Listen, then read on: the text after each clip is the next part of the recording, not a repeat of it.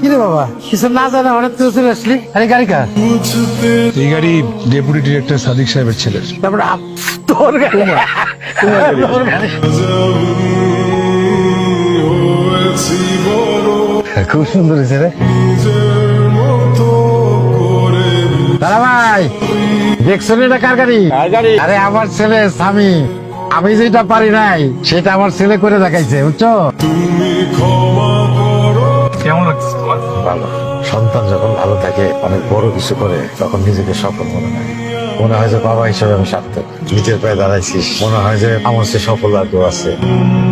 আমি কখনো আমার বাবাকে জড়িয়ে ধরে চুমু খাইনি, আমার অনুভূতিগুলো প্রকাশ করিনি। আমি কখনো তাদের বলিনি আমি তাদের কতটা ভালোবাসি, গোপনে তাদের জন্য কতটা দোয়া করি। আমার একটাই চাওয়া, আমি যেন পূরণ করতে পারি তাদের সকল ইচ্ছে ও সকল পাওয়া। বাবা তুমি